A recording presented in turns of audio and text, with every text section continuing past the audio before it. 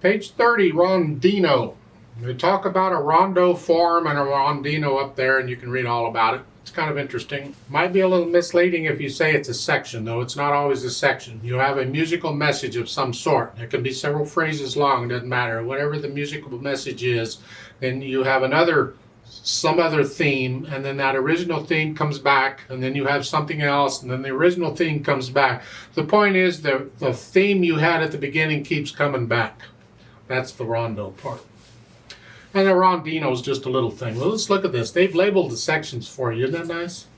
Section A, B, and C. See, in music, we label sections by the letters. A, B, C, D, E, whatever they are. And so we would say the A section keeps returning. So you'd have an A and a B section, then an A and either a B or a C section, and an A and something else, and an A. The A section keeps coming back. That's the whole idea of a rondo form. Well, anyway, let's talk about it. The A section and the melody. Right hand, 4/4 time, by the way. It's here, you're back in C position.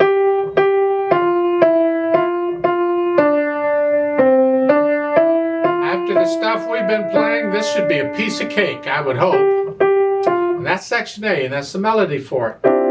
Section B, the last line, it's a different melody. And you'll notice that in section B, they even changed the key signature. They don't have to. That's not a requirement, but it can happen. You can change key signatures anyway, right? So, but now you got key of G major, 1 sharp. All the F's are sharped. Remember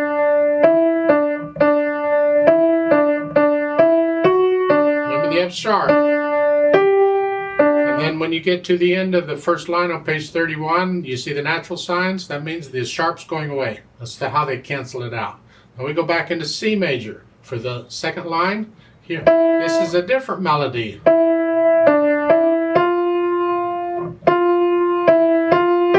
So forth. You do that for a couple of lines, and then at the bottom, the coda, that's just a tag on the end. It's not whatever. I mean, who knows?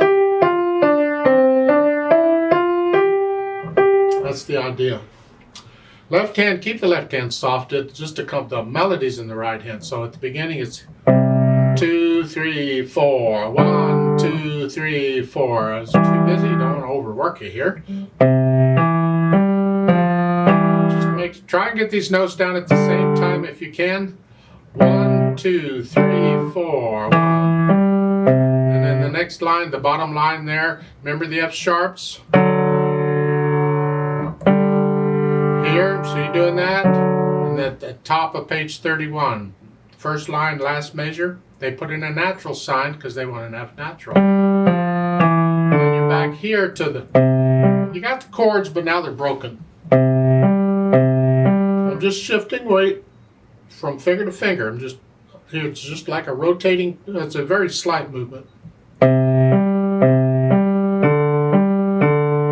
So forth. And then the coda at the end is a combination of what you've had and blah, blah, blah. Put the hands together, what do we get? The beginning here.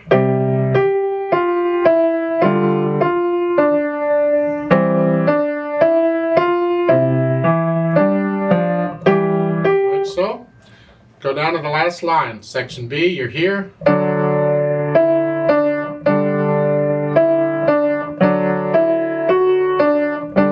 get that? Alright, let's go over to page 31. Second line. Section C, where broken chords in the left hand. Remember the melodies in the right hand. We want to hear the melody. Keep the left hand soft.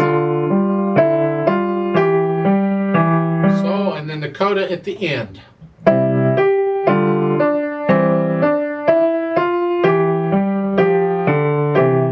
So, once you can do that, you work out the hesitations, you go playing through fine, and then we can add the articulation. Nice light wrist staccato here.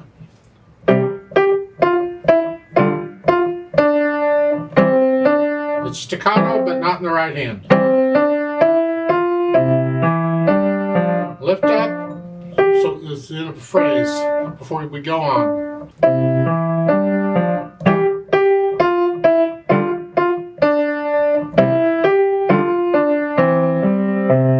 So, last line, this is all legato here. It's a nice contrast between the staccato.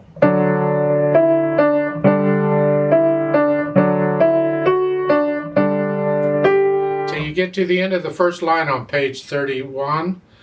It's staccato in there because we're getting ready here. And then the next line, they don't give you anything in the left hand. Your legato in the right hand. So when they don't give you anything, it's up to you. How do you want to? Do you want to play this legato in the left hand?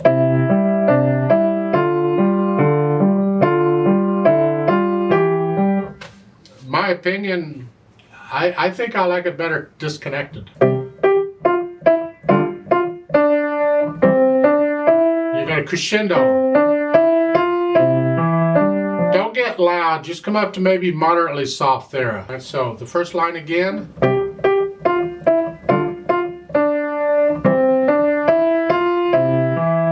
Now you're moderately loud, and that's the right hand. The left hand, still keep it down.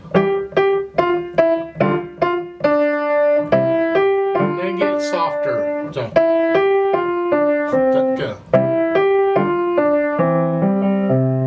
go on to section B. This is starting out soft, and you're going to crescendo. They don't tell you how loud to get. You can go on up to about a moderately loud or so. Take your time. You don't want to get to moderately loud until the last note on that line. So it's a little louder, a little louder. There. Then come back down. A little louder, louder. And then get softer.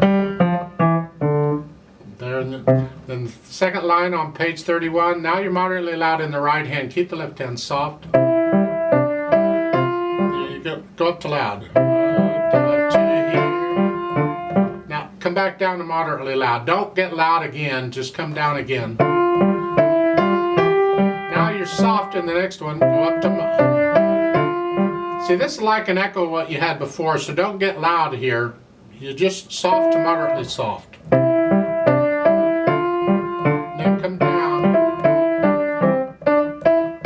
And then you crescendo up to something depending on where you're going to go. In the coda, you're soft to start, right hand. Loud there. So it's loud, sort of loud, and then soft. The left hand's got to get really soft. It's my impression of the dynamics. Now we got to work out this roadmap because you're just kind of going all over which way, and they only do that to save space and save printing, because a lot of times in a rondo it'll all be printed out for you.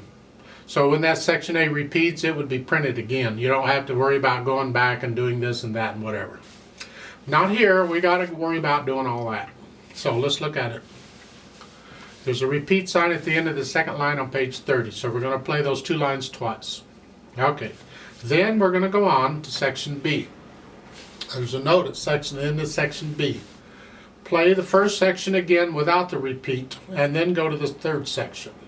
So when you get to the end of the first line on page 31, section B, you go back to the beginning and play section A again, just one time. So there's that. Then when you finish section A, you immediately jump over and do section C. So at the end of section A, and section C. Now you can play this legato if you want, because you ended section A here legato. So if you want to do, that's fine. Then when you end section C, there's a note to go back and do section A again, one time, and then go to the coda. So we end section C this way, go back to the beginning. And we do section A again, one time, and when we finish the section A, we immediately jump to the coda. So the last measure is section A, then the coda. And that's how that works. Well, what a mess. The idea is we're doing section A in between each of these other sections, but we're only repeating section A the first time we play it, and that's it. Now look out. They threw you a curve. They do that sometimes. On page 31 at the bottom, the coda, the last line, there's a note, both hands 8 VA. So that means the hands, instead of here, you got to go up here. You read the music the same. You're just pretending your hands are here, but they're here. So it's... And then the slower part, they don't say how slower, just... whatever. That's the... So watch out on the coda there. You got to go up. It's no big deal if you don't go up, in my opinion. You can play the coda right here just fine. But they want you to go up. So go up, I guess. So, as far as the speed goes, the speed can change too. In this case, it doesn't change. It's allegro all until the last two measures of the coda when it says slower. I don't know how much slower, it's just slower. Okay, fine. So whatever allegro is for you, it's whatever you can play accurately and under control.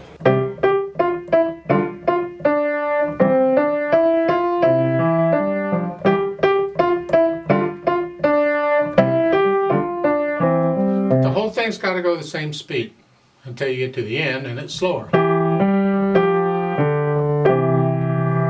Whichever, I'll leave that up to you. I would like to play through the whole thing with all the repeats and all the nonsense going on. I'm not going to do the dynamics, but I just want to make sure you can play all the right notes and the rhythm. So let's double check that. I'll give us 4 counts and let's go through it together. 1, 2, ready, go.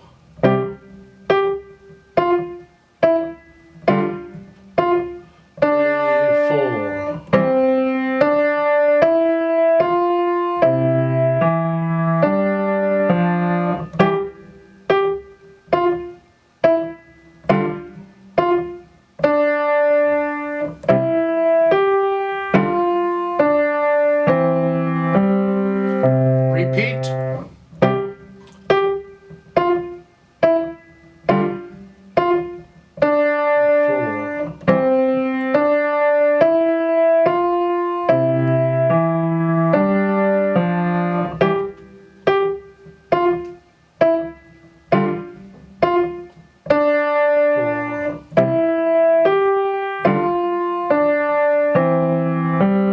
Go on to the next line. 1, 2, 2,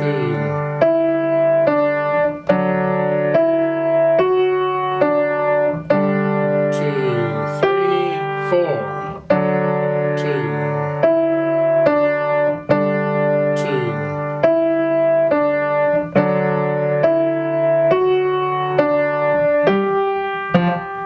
To the beginning.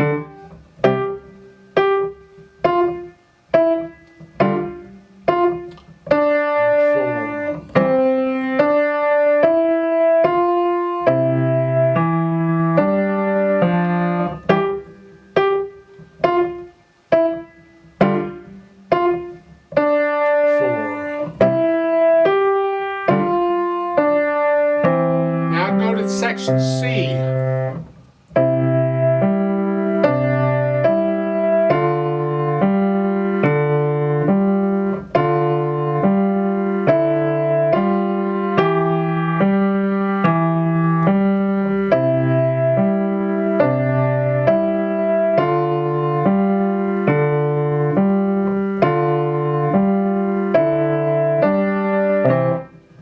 Back to the beginning.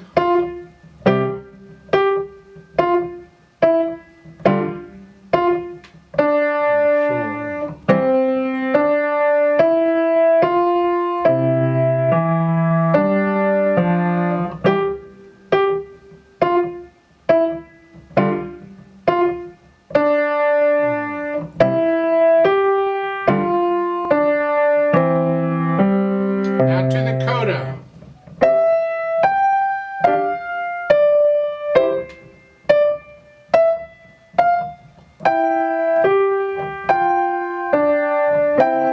2, 3, 4, off.